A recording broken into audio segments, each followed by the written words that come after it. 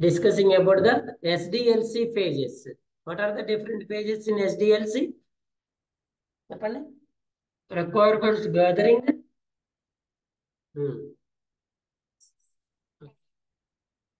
Okay.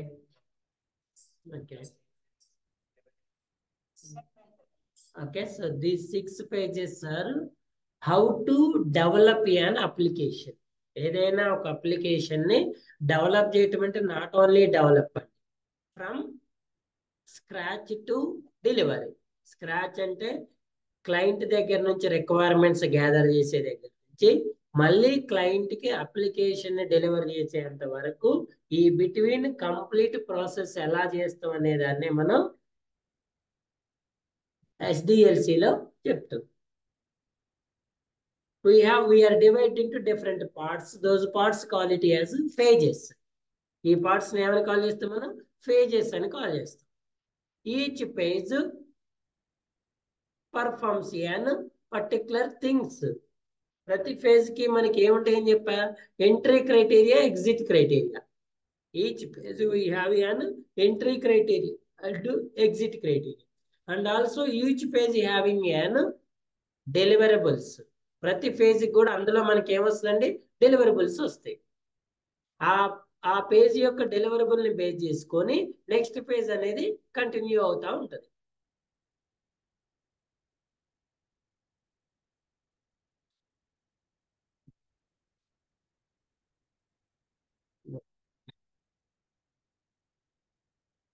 ఇక్కడ చెప్పిన కదా software.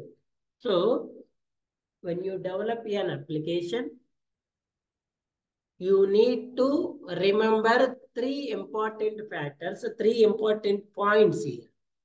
One is an quality of the application. Second one is to complete the application development within budget and within schedule. So our major priority is to deliver an quality application, right? No doubt about it. అంతే కదండి, మన major goal ఏంటి? To deliver an quality application to the client. మరి sir నాకు యాక్చువల్గా ఈ application develop చేయడానికి 1 lakh budget వచ్చింది, 6 months టైం వచ్చింది, quality application. So I'm delivered the quality application within 6 months, but the budget is extended, that is 2 lakhs. Delivery చేసేటప్పుడు client తోటి 6 months లో డెలివరీ చేసిన క్వాలిటీ అప్లికేషన్ ఇస్తున్నా, కానీ బడ్జెట్ 2 lakhs అయిందని చెప్పింది. Now tell me, client is satisfied? Client satisfy అవుతున్నా? No కదా. Next second one, we are delivered the quality application within budget, but the time is extension. 6 months లో complete కావాల్సింది 10 months పట్టింది. Now tell me, the client is satisfied? Again, within budget, within time schedule, but I am delivered an defect application. Now, these 3 scenarios, the client is not satisfied. When the client is satisfied, you should deliver the application quality within given budget and within a given schedule. ఎందుకు ఇవన్నీ important sir అంటే, quality application business ఆప్టిమైజేషన్కి వెళ్ళిపోతుంది. Okay, మరి budget కూడా business లో ఈ అప్లికేషన్కి ఇంత budget అని ఉంటుంది కదా, దానికన్నా ఎక్కువ దీనికి కేటాయించింది అనుకోండి, ఇప్పుడు బిజినెస్ అనేది రన్ చేసుకోలేదు. At the same time business schedule is also very very important. For example, ఈరోజు 23rd రోజు మీరు అప్లికేషన్ అనేది ఫైనలైజ్ చేశారు. నాకు ఎగ్జాక్ట్గా 6 months తర్వాత 23 రోజు డెలివరీ చేస్తానని చెప్పారు. ఈ రోజు నేనేం చేశా? 25th రోజు మెగాస్టార్ చిరంజీవిను లేకపోతే నరేంద్ర మోడీని తెచ్చి నా అప్లికేషన్ అనేది ఏమంటారు సార్, మీ ఓపెనింగ్ సెరమనీ షెడ్యూల్ చేసుకున్నాను. వాళ్ళు 6 months ముందు చెప్తేనే బడ్జెట్ పెట్టి షెడ్యూల్ చేసుకున్నాను. మరి మీరు ఆ టైంకి అప్లికేషన్ డెలివరీ చేయకపోతే మరి నా సెరమనీ అనేది స్టాప్ అవుతుంది. నేను దీనికోసం పెట్టిన బడ్జెట్ అంతా వేస్ట్ అవుతుంది కదా, అవునా కదా. ఫర్ ఎగ్జాంపుల్ కొన్ని బిజినెస్ ఉంటాయి, సీజనల్ బిజినెస్ ఉంటాయి. ఆ సీజన్కి సపోర్ట్ చేసే టైప్కి మనం ప్లాన్ చేసుకుంటాం. మీరు ఇవ్వలేదనుకోండి అది లాస్ కదా. ఆ సీజన్ అయిపోయిన తర్వాత మీరు అప్లికేషన్ డెలివర్ చేయటం వల్ల దానివల్ల యూజ్ ఏముంటుంది? కొన్ని బిజినెసెస్ కొన్ని సీజన్స్ లో ఉంటాయి. ఆ సీజన్ కి మీరు అప్లికేషన్ మనం డెలివర్ చేయలేకపోతే క్లయింట్ లాస్ అవుతుంది కదా. ఓకే అండి. సో అందుకే సాఫ్ట్వేర్ ఇంజనీరింగ్ అనేది మేజర్ గా 3 థింగ్స్ ని కన్సిడర్ చేస్తుంది.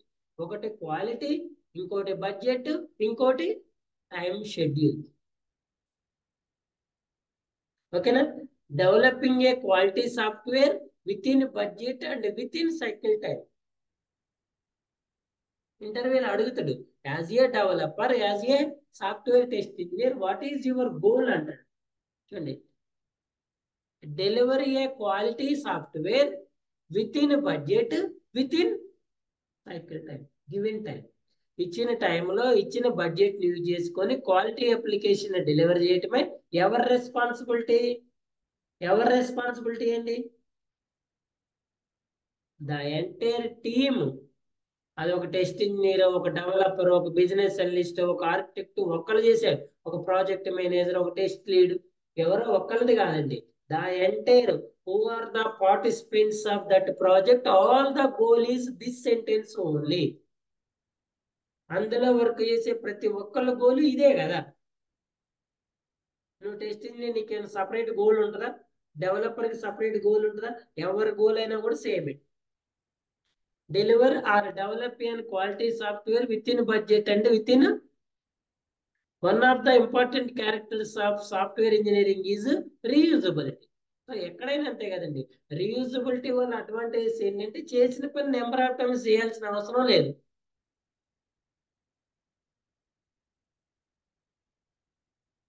The advantages are productivity will be increased, shorten software development time, reduce the software development and maintenance cost. మనం ఒక ప్రాసెస్ ని ఫాలో అవుతున్నప్పుడు ఏదైనా ఎస్డిఎల్సిస్ వన్ టైప్ ఆఫ్ ప్రాసెస్. మీరు ఆ ఎస్డిఎల్సిలో పేజెస్ ని ఫాలో అయితే మనం సక్సెస్ఫుల్ గా అప్లికేషన్ డెవలప్ చేయొచ్చు. ఎలా చేయొచ్చు? With in time, with in budget. మనం అసలు ఎస్డిఎల్సి ఫాలో అదే ఎందుకు సార్ అంటే దీనికోసమే. ఎవరు ఏ వర్క్ చేయాలి, ఎప్పుడు చేయాలి, ఏ ఫేజ్ లో ఏది చేయాలి అనేది డిసైడ్ చేస్తుంది అక్కడ. మీరు ఒకవేళ దీన్ని ఫాలో కాలేదనుకోండి, కంపల్సరిగా ఎస్డిఎల్సి ప్రాసెస్ ని ఫాలో కలిగితే కంపల్సరీ దీన్ని రీచ్ అవ్వలేదు. A sequence of steps performed for a given purpose. A set of activities, methods and transformations practice that people use to develop and maintain a system. For example, if software companies or software employees not follow the process, if they are not following the process, commitments consistently missed, 6 months కి ఇస్తానంది 1 year ఉంటుంది, 1 lakh ఇస్తానంది 2 lakhs అవుతుంది, quality ఇస్తానంది defect అవుతుంది. మనం ఏదైతే commitment ఇచ్చినో ఆ commitment consistency miss అవుతుంది. Late delivery, last minute crunches, application డెలివరీకి వచ్చిన తర్వాత కొత్త ప్రాబ్లమ్స్ అన్ని అరైజ్ అవుతా ఉంటాయి. Quality issues, too much of rework. ఎవరు ఏ వర్క్ చేస్తున్నారో తెలియకుండా నేను అదే వర్క్ చేస్తా, వాడు అదే వర్క్ చేస్తా. Because communication problem. మీరు ఎవరైనా మీ రియల్ టైంలో ఎవరైనా సాఫ్ట్వేర్ ఎంప్లాయీస్ చేసే వాళ్ళు ఎవరైనా ఉంటే వాళ్ళు చెప్పే ఒకే ఒక మాట, అరే మా కంపెనీలో వర్క్ కన్నా మీటింగ్స్ ఎక్కువ ఉంటాయిరా అంటారు. చాలా మీటింగ్స్ ఉంటాయిరా మా దగ్గర కాదు. వాడు వర్క్ ఫ్రమ్ హోమ్ చేస్తుంటే 10 నిమిషాలకు ఒకసారి, గంటకు ఒకసారి మీటింగ్స్ కాల్ అవుతా ఉంటాయి. ఈ ప్రాబ్లంని రెడ్యూస్ చేయాలన్నా, ఈ ప్రాబ్లంని అవాయిడ్ చేయాలన్నా కన్సిస్టెంట్ గా అసలు ఎవరు ఏ పని చేస్తున్నారు, ఎవరు ఏం చేస్తున్నారని తెలుసుకోవడం బాధ్యత. అది మీటింగ్స్ వల్లే పాసిబుల్ అవుతుంది. ఉదయం డైలీ స్టాండప్ కాల్ ఉంటుంది కొన్ని కంపెనీల్లో మళ్ళీ క్లోజింగ్ లో డైలీ స్టాండప్ కాల్స్ ఉంటుంది. ఈ మధ్యలో స్క్రమ్ మీటింగ్స్ ఉంటాయి, స్ప్రింట్ ప్లానింగ్ మీటింగ్స్ ఉంటాయి, స్ప్రింట్ రివ్యూ మీటింగ్స్ ఉంటాయి, టీమ్ మీటింగ్స్. మళ్ళీ మీ లోకల్ టీమ్ మీటింగ్స్ ఉంటాయి, మీ టీమ్ లీడ్ కండక్ట్ చేస్తారు, మామ్స్ ఉంటాయి, మినిట్స్ ఆఫ్ మీటింగ్ అంటారు. వీటన్నిటి వల్ల అడ్వాంటేజ్ ఏంటి సార్ అంటే మా టీంలో ఉన్న పర్సన్స్, ఈ ప్రాజెక్ట్ లో ఉన్న వాళ్ళు ఎవరు ఏ వర్క్ చేస్తున్నారు, అందుకే డెవలపర్ ని టెస్ట్ ఇంజనీర్ కోఆర్డినేట్ చేస్తారు మీటింగ్ లో. అసలు నువ్వు ఏం డెవలప్ చేస్తున్నావు, ఏ రిక్వైర్మెంట్ ని, మేము అదే రిక్వైర్మెంట్ ని టెస్ట్ చేస్తున్నాం, వేరే రిక్వైర్మెంట్ ని టెస్ట్ చేస్తున్నాం. Functions do not work correctly. For example ఇందులో 2 డెవలపర్స్ వర్క్ చేస్తున్నారు ఒకటే ఫంక్షనాలిటీ మీద. వీడి ఇష్టం వచ్చినట్టు డెవలప్ చేస్తారు, వీడి ఇష్టం వచ్చినట్టు డెవలప్ చేస్తారు. Because there is no coordination between us. వీళ్ళిద్దరి మధ్య కోఆర్డినేషన్ లేదు, there is no communication. Customer complaints after the delivery. మరి ఇలాంటి work not working product delivery చేసినప్పుడు క్లయింట్ కస్టమర్ ఆటోమేటిక్ గా కంప్లైంట్స్ ఇస్తుంది. People frustrated. నువ్వు ఇది చేయంట, కొద్దిసేపు తర్వాత అది కాదు ఇది అంట, మళ్ళీ కొద్దిసేపు తర్వాత వచ్చి ఇది కాదు అది అంట. Peoples are frustrated. సో అందుకే you must follow the one process. Benefits of process: quality, consistency, traceability. Traceability అంటే అసలు ఎంత దూరం పోతుంది మన ప్రాజెక్టు. ఫర్ ఎగ్జాంపుల్ 6 months టైం ఉంది అనుకోండి, ఆల్రెడీ 3 months అయిపోయింది, మనం 3 months లో ఎంత పర్సెంటేజ్ కంప్లీట్ చేసినాం, రిమైనింగ్ 3 months లో ఎలా చేస్తే ఈ వర్క్ కంప్లీట్ అవుతుందా, దీనికి ఏమైనా ఎక్స్టర్నల్ యాడ్ చేయాల్సిన అవసరం ఉందా, ఏమైనా తగ్గించాల్సిన అవసరం ఉందా, వీటన్నిటిని ట్రేస్ చేసుకోవచ్చు. Early defect removal, reduced rework and rejections, control of cost, on time delivery. So ఈ ప్రాసెస్ ని ఫాలో అవటం కోసం, ఈ ప్రాబ్లమ్స్ ని సాల్వ్ చేయడం కోసం we are following the which process? SDLC process. SDLC is a process used by the software industry to design, develop and test the software. ఏం చేస్తా? To design, develop and test the software. The SDLC aims to produce a high quality software that meets or exceeds customer expectations, reaches completion within times and cost estimates. Quality తో పాటు ఇచ్చిన టైంలో cost estimates లో complete చేయడమే major goal. We are following some of the rules also, standards, international standards. So this SDLC we have in 6 pages. Requirements gathering, analysis, design, coding or development, testing, delivery and maintenance or deployment and maintenance. ఏదైనా ఒకటేనండి, దాన్ని మనం different names తోటి call చేసుకోవచ్చు, no issue. Business analyst gathering requirement చేస్తాడు, planning, designing, coding, testing, delivery and maintenance. ఈ testing చేసే వాళ్ళు టెస్ట్ ఇంజనీర్స్, కోడింగ్ రాసే వాళ్ళు డెవలపర్స్, డిజైన్ చేసే వాళ్ళు సిస్టమ్ ఆర్కిటెక్ట్స్, ప్లానింగ్ చేసే రిక్వైర్మెంట్స్ గ్యాదర్ చేసేవాళ్ళు బిజినెస్ అనలిస్ట్, ఫైనల్లీ డెలివరీ చేసేవాడు production support team, delivery management team, delivery manager team. Okay, design లో హై లెవెల్ డిజైన్, లో లెవెల్ డిజైన్. ఫస్ట్ ఏం చేస్తా? Requirement gathering is the most important phase in the software development life cycle. Business analyst collects the requirements from the customer or client as per the client business needs and documents. They prepare one document that is an BRSD, business requirement specification document. Then the second one is analysis. Once the requirement gathering is done, the next step is define and document the product requirements and get them approved by the customer. This done through SRS document. SRS consists of all the product requirements to be designed and developed during the project life cycle. Key people involved in the phase are project manager, business analyst and senior members of the team. The outcome of this software, this page is SRS document. So analysis page లో client ఏదైతే రా requirements ని gather చేసిందో వాటన్నిటినీ కూడా ఈ phase లో ఏమంటారు? కీ పీపుల్, ఎవరైతే ఇంపార్టెంట్ పర్సన్స్ ఉన్నారో వాళ్ళందరూ గ్యాదర్ అయ్యి వాటిని ఏమైనా మాడిఫికేషన్ చేయాలా, పాసిబిలిటీస్, ఇంపాసిబిలిటీస్ అన్నిటిని కూడా ఫైనలైజ్ చేసి ఏదైనా మాడిఫికేషన్స్ ఉంటే business analyst again inform to the client. మనం చెప్తాడు, బాబు మీరు ఇచ్చిన రిక్వైర్మెంట్ ఇలా డెవలప్ చేయడం పాసిబుల్ అవ్వట్లేదు, దాన్ని ఇలా మార్చాల్సి వస్తుంది అని చెప్తారు అనమాట. Next design phase. In design phase senior developers and architects they give the architecture of the software product to be developed. It has here two types of documents. One is high level design document. Second one is low level design document. High level ante entire project design documents. Low level ante particular modules, particular web pages, designs. They are developing the design documents by using an UML diagrams. And next, coding and development. Developers, seniors, juniors, and freshers involved in this phase. This is the phase where we start building the software and start writing the code for the project. So ఇక్కడ వరకు before development అంత వరకు pre defined things అనేది requirements gathering చేసుకోవటం, analysis చేయటం, designs చేయటం అంతే. Actual development of application ఇక్కడే స్టార్ట్ అవుతుంది.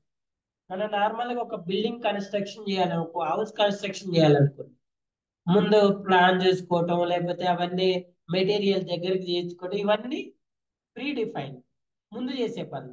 యాక్చువల్గా మనం ఎప్పుడైతే అది స్టార్ట్ చేస్తామో అదే యాక్చువల్ డెవలప్మెంట్. సో ఎప్పుడు కూడా అప్లికేషన్ యాక్చువల్ డెవలప్మెంట్ అనేది కోడింగ్ ఫేజ్ లోనే స్టార్ట్ అవుతుంది.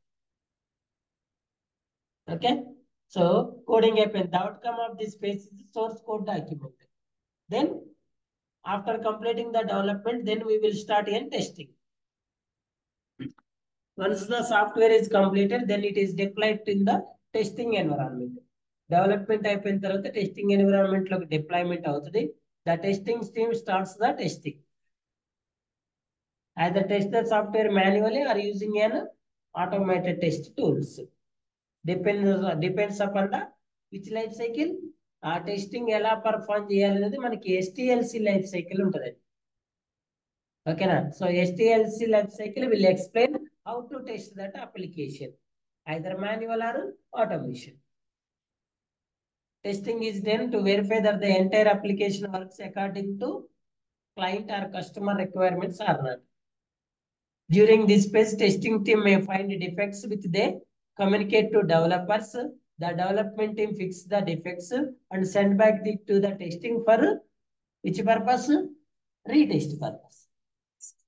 This process continues until the software is stable and not working according to the business and working according to the business needs of that system. ఈ testing phase అనేది ఎప్పటి వరకు complete అవుతుంది?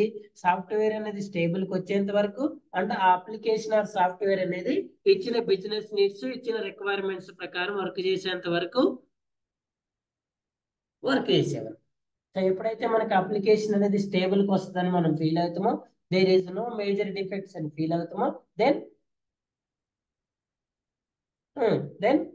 we forward this application to next phase. That is n deployment or delivery and maintenance.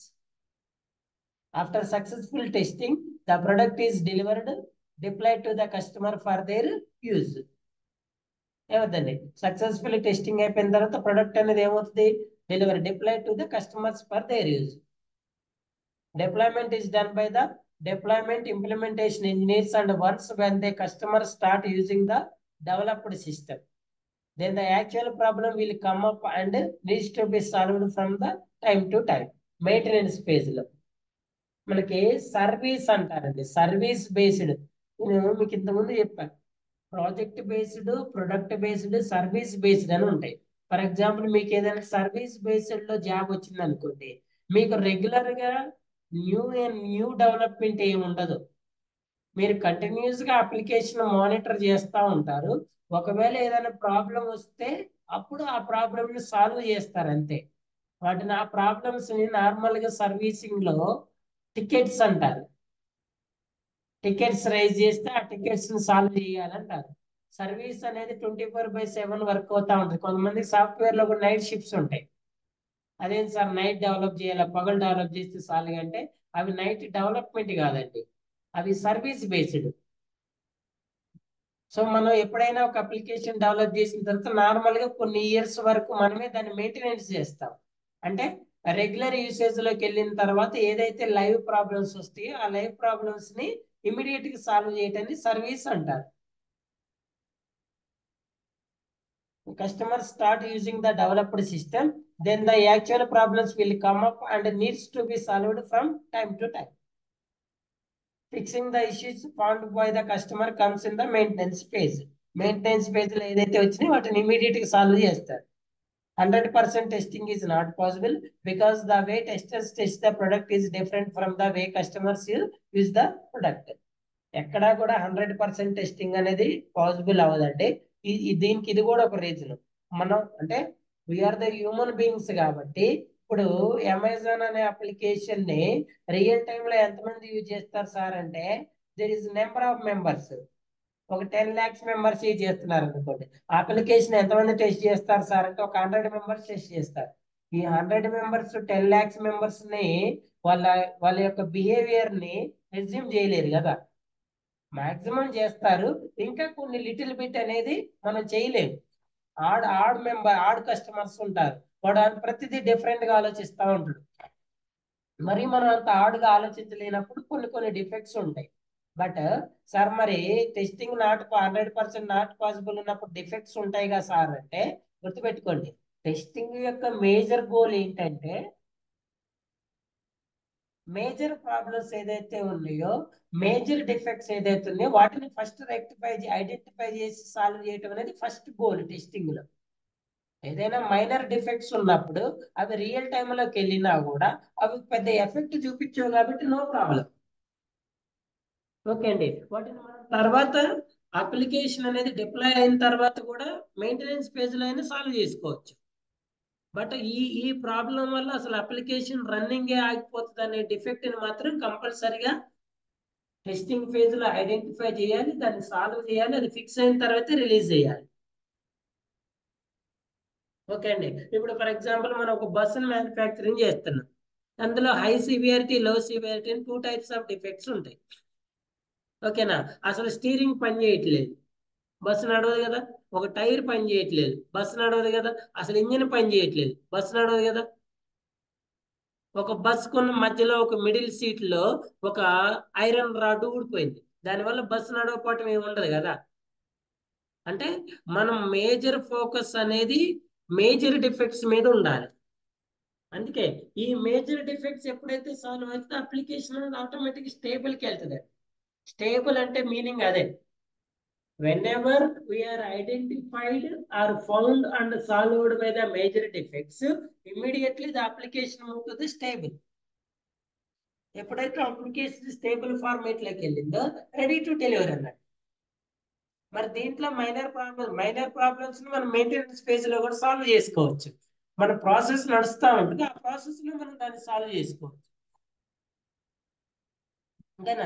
Car అంతా మంచిగా ఉంది sir, అవి ఉంటాయి కదా ముందు వాటర్ పడ్డప్పుడు చేసే వైబ్రేట్స్, అవి పని చేయట్లేదు సార్. అవి పని చేయటం వల్ల, పని చేయకపోవటం వల్ల కారు నడవకపోవటం అనేది ఉండదు కదా. ఒకవేళ దుమ్ము పడితే క్లాత్ తోటి క్లీన్ చేసుకుంటాం, అది డిఫెక్టే అది. అదేం సార్ రోజు మమ్మల్ని క్లాత్ తో తుడుచుకుంటారా, that is defect. We are also accept it, but that is not an major defect. అది పని చేయకపోవటం వల్ల నీకు కారు నడవకపోవటం అనేది ఉండదు కదా. ఓకే అండి. So maintenance should be done as per service level agreement. మనం ఎప్పుడైతే ప్రాజెక్ట్ వచ్చినప్పుడు వర్క్ ఆర్డర్ చేసుకుంటాం కదా అగ్రిమెంట్, ఆ అగ్రిమెంట్ లో ఎట్లా సర్వీస్ చేయాలి, మెయింటెనెన్స్ అనేది ఉంటుంది. These are the different 6 phases of software development life cycle. Software development life cycle యొక్క 6 pages ఇవ్వండి. ఓకేనా. వన్ మోర్ పాయింట్ చెప్తా ఈరోజు. నార్మల్గా డిజైన్ తర్వాత డెవలప్మెంట్, అంతేనా. డెవలప్మెంట్ తర్వాత టెస్టింగ్, తర్వాత డెలివరీ అండ్ మెయింటెనెన్స్ అనుకుంటున్నాం కదండి. సో ఈ డెలివరీ చేసేంత వరకు ఎవరిది బాధ్యత, కంపెనీది. ఇక్కడ డెలివరీ అయిన తర్వాత నెక్స్ట్ ఎవరికి వెళ్తుంది, క్లయింట్కి వెళ్తుంది. క్లయింట్ అనేవాడు ఎండ్ యూజర్స్ కి. అదే మనం ఒకవేళ మన ప్రొడక్ట్ బేస్డ్ అనుకోండి, డైరెక్ట్ కస్టమర్, నో క్లయింట్. మనం ప్రాజెక్ట్ అయితే ఆ పర్టికులర్ క్లయింట్ కి డెలివరీ చేస్తాం, వాడు యూజ్ చేసుకుంటాం. అదే మన ప్రాజెక్ట్ అనుకోండి, మనమే డైరెక్ట్ కస్టమర్స్ కి ఇస్తాం కదా. ఇప్పుడు ఎంఎస్ ఆఫీస్ ఉందండి, మైక్రోసాఫ్ట్ కంపెనీ డెవలప్ చేసింది, వాళ్ళ క్లయింట్ ఎవరు, ఎండ్ యూజర్స్, క్లయింట్స్.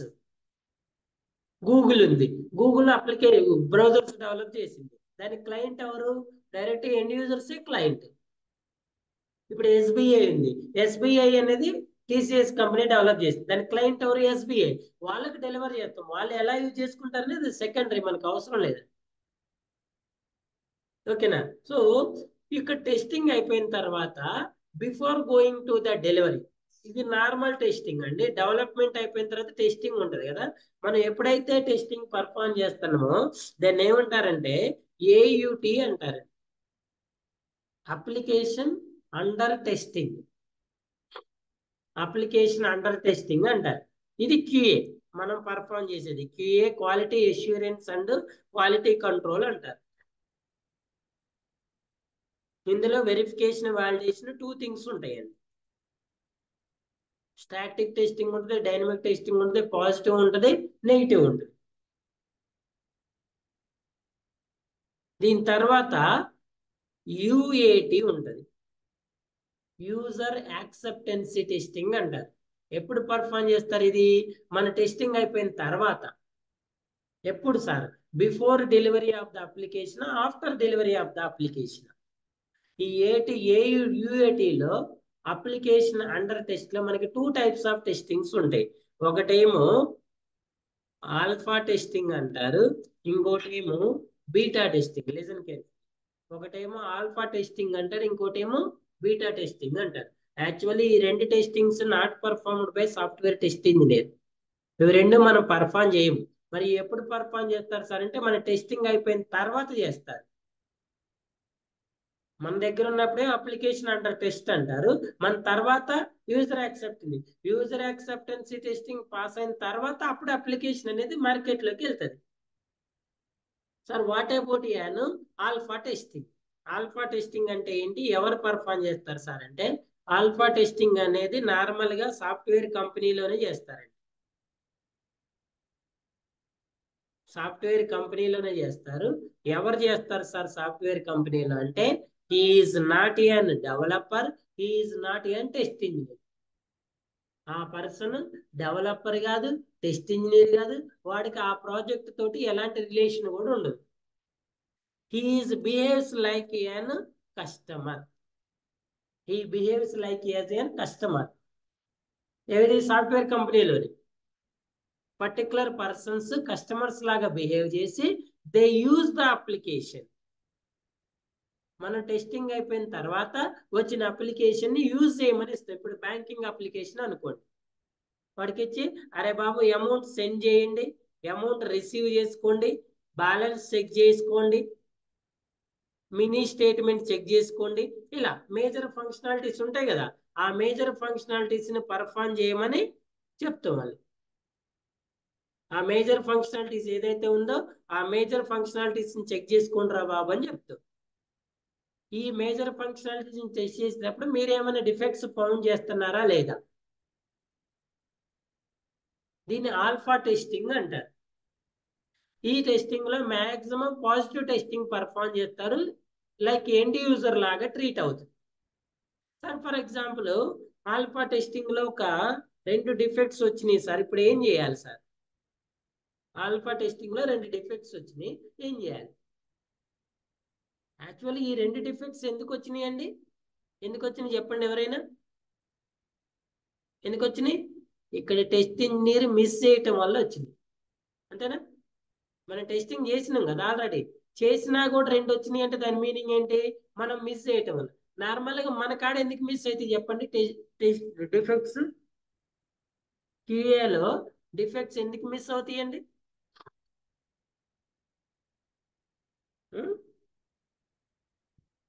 నువ్వు టెస్టింగ్ పర్ఫామ్ చేసిన 6 మంత్స్ చేసిన కష్టపడి అయినా ఆల్ఫా టెస్టింగ్ లో 2 డిఫెక్ట్స్ వచ్చింది. ఎందుకు? నువ్వు కరెక్ట్ గా రిక్వైర్మెంట్ అనాలిసిస్ చేసుకోకపోవటం వల్ల, నువ్వు సినారియోస్ ని కరెక్ట్ గా ఐడెంటిఫై చేయకపోవటం వల్ల, నువ్వు టెస్ట్ కేసెస్ మిస్ చేయటం వల్ల, లేదా రాసిన టెస్ట్ కేసెస్ అన్ని ఎగ్జిక్యూట్ చేయకపోవటం వల్ల, లేదా ఎగ్జిక్యూట్ చేసి వచ్చిన డిఫెక్ట్స్ ని రిపోర్ట్ చేయకపోవటం వల్ల, రిపోర్ట్ చేసిన డిఫెక్ట్ ఫిక్స్ అయిందా లేదా అని కరెక్ట్ ట్రాక్ చేయకపోవటం వల్ల, కరెక్ట్గా రీటెస్టింగ్ పర్ఫామ్ చేయకపోవటం వల్ల, కరెక్ట్గా రిగ్రెషన్ టెస్టింగ్ పర్ఫామ్ చేయకపోవటం వల్ల, ఇందులో ఏ మిస్టేక్ చేసినా కూడా ఆ డిఫెక్ట్ అనేది నెక్స్ట్ స్టేజ్కి వెళ్ళిపోతుంది. నువ్వు అన్ని కరెక్ట్ చేసిన రిగ్రెషన్ టెస్టింగ్ కరెక్ట్ చేయలేదు, ఇక్కడ వచ్చిన డిఫెక్ట్ ఇక్కడికి మూవ్ అవుతుంది. నువ్వు ఒక టెస్ట్ కేసు మిస్ చేసినావు, ఆ టెస్ట్ కేసులో ఉన్న డిఫెక్ట్ ఇక్కడ, నువ్వు టెస్ట్ కేసు రాస్తేనే కదా దాన్ని ఎగ్జిక్యూట్ చేసేది. అసలు రాయలేదు, రాసి నువ్వు ఎగ్జిక్యూట్ చేయలేదు, ఎక్కడికి వస్తాయి? ఆల్ఫాలోకి వస్తాయి. సార్ ఇప్పుడు ఫర్ ఎగ్జాంపుల్ అసలు ఆల్ఫాలో డిఫెక్ట్ వచ్చింది, ఇప్పుడు ఏమవుతుంది sir next? So first process ఏం చేస్తారంటే, ఇక్కడ ఆల్ఫా టెస్టింగ్ లో డిఫెక్ట్స్ వచ్చినా కూడా ఇమీడియట్ గా ఎక్కడికి వెళ్తాయి అంటే క్యూఏలోకి వెళ్తాయి. మళ్ళీ ఈ కస్టమర్స్ ఎవరైతే ఆల్ఫా టెస్టింగ్ పర్ఫామ్ చేస్తారో వీళ్ళు ఎవరికి ఇన్ఫార్మ్ చేస్తారు? అదే టెస్టింగ్ టీమ్ కి ఇన్ఫార్మ్ చేస్తారు. ఏమని? బాబు మేము 2 డిఫెక్ట్స్ ఐడెంటిఫై చేసినామని. ఇప్పుడు ఈ క్యూఏ టీమ్ ఏం చేస్తుందంటే ఆ డిఫెక్ట్స్ ని మళ్ళీ ఒకసారి క్రాస్ వెరిఫై చేసుకొని అవి రియల్ డిఫెక్ట్స్ అయితే ఇమీడియట్ గా డెవలపర్ టీమ్ కి రిపోర్ట్ చేసుకొని వాటిని సాల్వ్ చేయడానికి ట్రై చేస్తాయి, ఫిక్స్ చేయడానికి ట్రై చేస్తాయి. సరే ఈ దేని వల్ల పోయినాయా దేని వల్ల వచ్చినాయి అనేది సెకండరీ అయితే, ఫస్ట్ ఈ డిఫెక్ట్స్ అనేవి రియల్ డిఫెక్ట్స్ అవునా కాదని చెక్ చేసుకొని యాజ్ పర్ రిక్వైర్మెంట్స్ ఉన్నాయా లేదా చెక్ చేసుకొని, ఒకవేళ రియల్ డిఫెక్ట్స్ అయితే ఈ డెవలపర్స్ టెస్ట్ ఇంజనీర్స్ డెవలపర్కి రిపోర్ట్ చేస్తారు. ఎందుకంటే ఈ ఈ ఆల్ఫా టెస్టింగ్ చేసే వాళ్ళు డెవలపర్స్ టెస్ట్ ఇంజనీర్స్ కాదు కదా, they don't know how to report the defect to developers. అందుకే క్యూఏకే వెళ్తాయి. వీళ్ళు డెవలపర్కి రిపోర్ట్ చేసి వీటిని ఫిక్స్ చేసిన తర్వాత వీటిని రీటెస్ట్ చేసుకొని క్లోజ్ చేస్తారు. ఓకేనా? ఫస్ట్ మన గోల్ ఏంటి? ముందు డిఫెక్ట్స్ క్లోజ్ చేయడం మన గోల్. ఈ ప్రాసెస్ అయిపోయిన తర్వాత ఇప్పుడు క్యూఏ వాళ్ళు అసలు ఈ 2 డిఫెక్ట్స్ అక్కడ ఆల్ఫాలోకి పోవటానికి రీజన్ ఏంటి అంటే, ఈ 2 డిఫెక్ట్స్ కి నేను టెస్ట్ కేసెస్ రాయలేదా? రాసానే. మరి రాసిని ఎగ్జిక్యూట్ చేయలేదా? చేశానే. మరి డిఫెక్ట్ రాలేదా? రాలేదంటే నువ్వు కరెక్ట్ గా ఎగ్జిక్యూట్ చేయలేదు. వాడే ఎన్విరాన్మెంట్ చేసిండు, మనమే ఎన్విరాన్మెంట్ చేసి. ఒకవేళ ఫెయిల్ వచ్చింది, మరి వాడికి ఫెయిల్ వచ్చింది నాకు ఫెయిల్ వచ్చింది కదా, మరి ఫెయిల్ వస్తే నేను రిపోర్ట్ చేయలేదా? ఇందులో ఏదన్నా రిపోర్టింగ్ దగ్గర మిస్ అయిందా? ఎస్, మిస్ అయింది. సో ఎక్కడ ప్రాబ్లం ఉంది, ఎక్కడ మిస్ అయింది అనే దాన్ని మళ్ళీ ఐడెంటిఫికేషన్ చేసుకోవాలి.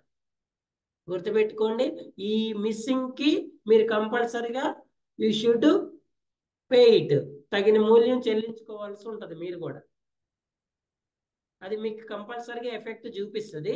కాకపోతే అది పోకుండా టెస్ట్ చేయటం అనేది వెరీ వెరీ ఇంపార్టెంట్. సార్ ఒకవేళ ఆల్ఫా టెస్టింగ్ లో 0 డిఫెక్ట్స్ అని వచ్చినాయి సార్, హ్యాపీ, అందరూ హ్యాపీ కదా. So now what is the next step sir? చూడండి, ఈ ఆల్ఫా టెస్టింగ్ వరకు ఇక్కడ వరకు ఏదైతే మిస్టేక్స్ జరిగినాయి ఇవన్నీ విత్ ఇన్ కంపెనీ ఉంటాయండి, బయట క్లయింట్కి తెలియదు ఇవన్నీ కూడా. క్లయింట్కి చెప్పం మేము, ఈ మా వాళ్ళు టెస్టింగ్ చేసిన తర్వాత 2 డిఫెక్ట్స్ వచ్చినాయని చెప్పం కదా. ఇదంతా విత్ ఇన్ కంపెనీ పర్మిసెస్ లో జరుగుతుంది కాబట్టి బయట వాళ్ళకి ఎవరికి తెలియదు. మీ మేనేజర్ మీ లీడ్ మీ వాళ్ళు మిమ్మల్ని కొంచెం అక్షంతలేస్తారు, సంథింగ్ అది నడిచిపోతుంది. నెక్స్ట్ ఈ ఆల్ఫా టెస్టింగ్ అయిపోయిన తర్వాత సరే డిఫెక్ట్స్ వచ్చి క్లోజ్ చేస్తారో అసలు రాలేదు, ఇప్పుడు నెక్స్ట్ బీటా టెస్టింగ్కి వెళ్తుంది. ఈ బీటా టెస్టింగ్ అనేది క్లయింట్ ఎన్విరాన్మెంట్ లో చేస్తుంది. అంటే మనం ఈ అప్లికేషన్ ని డెలివర్ చేసిన తర్వాత క్లయింట్ అనేవాడు బీటా టెస్టింగ్ పర్ఫామ్ చేసుకుంటాడు. క్లయింట్ అనేవాడు బీటా టెస్టింగ్ 2 వేస్ లో పర్ఫామ్ చేసుకుంటాడండి. ఫస్ట్ వే ఏంటంటే వాడు కూడా కొంతమంది మనం ఎలాగైతే ఆల్ఫా టెస్టింగ్ లో డెవలపర్స్ టెస్ట్ ఇంజనీర్స్ కాకుండా నార్మల్ పర్సన్స్ ఎలా అయితే యూజ్ చేస్తారో సేమ్ ప్రాసెస్ క్లయింట్ ఎన్విరాన్మెంట్ లో క్లయింట్ పర్ఫామ్ చేయించుకుంటారు. కొంతమందిని నార్మల్ పీపుల్ పిలిచి, అరే బాబు ఇది మన అప్లికేషన్, దీని మేజర్ ఫంక్షనాలిటీ ఇవి, మీరు వీటన్నిటిని చెప్పా ఇందాక బ్యాంకులో అమౌంట్ సెండ్ చేయండి, రిసీవ్ చేయండి, మినీ స్టేట్మెంట్, బ్యాలెన్స్ ఇవన్నీ చెక్ చేయండి, మీకు ఏదైనా డౌట్స్ ప్రాబ్లమ్స్ ఏమైనా ఐడెంటిఫై అయితే నాకు చెప్పండి అంటాడు. ఇది బీటా టెస్టింగ్. సార్ ఒకవేళ మరి బీటా టెస్టింగ్ లో 2 డిఫెక్ట్స్ వచ్చినాయి సార్, ఇప్పుడు ఏం చేయాలి? మళ్ళీ గుర్తుపెట్టుకోండి, ఒకవేళ బీటాలో వచ్చినా కూడా ఈ డిఫెక్ట్ అనేది డైరెక్ట్ గా మళ్ళీ ఎక్కడికి పోతుంది? క్యూఏకే పోతుంది. మళ్ళీ సేమ్ ప్రాసెస్. క్యూఏ వాళ్ళు ఈ 2 డిఫెక్ట్స్ రియల్ అవునా కదా చెక్ చేసుకుని, ఒకవేళ రియల్ అయితే మళ్ళీ డెవలపర్కి రిపోర్ట్ చేసి మళ్ళీ ఫిక్స్ చేస్తారు. ఫిక్స్ అయిన తర్వాత మళ్ళీ ఈ డిఫెక్ట్స్ ఇక్కడికి ఎందుకు పోయినాయి అనేది మళ్ళీ రెక్టిఫై చేసుకుంటారు. ఇప్పుడు వీళ్ళది కూడా బాధ్యత. కాకపోతే ఆల్ఫా టెస్టింగ్ చేసిన వాళ్ళకి ఎక్కువ ఎఫెక్ట్ ఉండదు. ఎందుకంటే వీళ్ళు నార్మల్ ఎండ్ యూజర్స్, వాళ్ళన్నీ రిక్వైర్మెంట్ అనాలిసిస్ చేసి టెస్ట్ కేసెస్ రాసుకొని టెస్టింగ్ చేయరు కదా, వీళ్ళకి పెద్ద ఎఫెక్ట్ ఏమి ఉండదు. మళ్ళీ ఇది మనకే ఎఫెక్ట్ లోకి వస్తుంది. మళ్ళీ ఈ డిఫెక్ట్స్ పోవటానికి రీజన్స్ ఏంటనే వాటిని మనం రెక్టిఫై చేసుకొని క్లియర్ చేసుకుంటాం. ఇది one type of beta testing. మరి second type of beta testing ఏంటి సార్ అంటే, second type of beta testing ఏంటంటే, అదే క్లయింట్ వాళ్ళ దగ్గర ఉన్న ఎంప్లాయీస్, వాళ్ళ దగ్గర ఉన్న మెంబర్స్ కాకుండా సెలెక్టెడ్ రియల్ యూజర్స్ కి డైరెక్ట్ గా అప్లికేషన్ డెలివరీ చేస్తారు. కొన్నిసార్లు ట్రయల్ వర్షన్ అను, లేకపోతే కొన్ని రోజులు ఫ్రీ వర్షన్ అను, ఇలా కొన్ని రోజులకి ఫ్రీగా వర్షన్ రిలీజ్ చేసి రియల్ యూజర్స్ కొంతమంది యూజ్ చేసిన తర్వాత ఏదైనా ప్రాబ్లమ్స్ కానీ డిఫెక్ట్స్ కానీ ఐడెంటిఫై చేస్తే త్రూ కామెంట్స్ కానివ్వండి, లేకపోతే ఏమంటారు రేటింగ్స్ కానివ్వండి, రివ్యూస్ కానివ్వండి, ఇలా రిపోర్ట్ చేయమని అడుగుతారు అనమాట. వాళ్ళు ఏదైనా రివ్యూస్ లో ప్రాబ్లమ్స్ ఉన్నాయి, లేకపోతే ఇలా ఉంది అలా ఉంది, ఇంకొంచెం బాగుంటే బాగుంటది, అవి ఎన్హాన్స్మెంట్స్ కూడా అయి ఉండొచ్చు. మీరు బ్లూ కలర్ ఇచ్చారు, ఇంకొంచెం వేరే కలర్ అయితే ఇంకా మంచిగా ఉంటది, ఇట్లా డిఫరెంట్ డిఫరెంట్ ఎన్హాన్స్మెంట్స్ కానివ్వండి, ప్రాబ్లమ్స్ కానివ్వండి. అలా బీటా టెస్టింగ్ వచ్చిన అవి మళ్ళీ క్యూఏకి పోతే వాటిని ఎన్హాన్స్మెంట్స్ అయితే యాడ్ చేసుకుంటారు, డిఫెక్ట్స్ అయితే సాల్వ్ చేసుకుంటారు. ఇలా ఆ బీటా టెస్టింగ్ కూడా అయిపోయిన తర్వాత అప్పుడు అప్లికేషన్ అనేది రియల్ కస్టమర్స్ కి, రియల్ ఎండ్ యూజర్స్ కి వెళ్తుంది అనమాట. సో మనం చేసిన టెస్టింగ్ తర్వాత కూడా, మన తర్వాత కూడా ఆల్ఫా బీటా అండ్ టెస్టింగ్ అనే 2 టెస్టింగ్లు అవుతాయి. ఒకవేళ మనం ఏమైనా మిస్ చేసినా డైరెక్ట్ ఎండ్ యూజర్ మీద ఎఫెక్ట్ చూపించకుండా ఈ ఆల్ఫా బీటా టెస్టింగ్ లో కూడా టెస్టింగ్ చేసి ఎక్కడ కూడా ఏమీ లేదు, అప్లికేషన్ స్టేబుల్గా ఉందనుకున్నప్పుడే డెలివరీ చేస్తారు. సో ఈ టెస్టింగ్స్ అన్ని ప్రాజెక్ట్స్ కి అన్ని కంపెనీలు చేయాలని రూల్ లేదండి.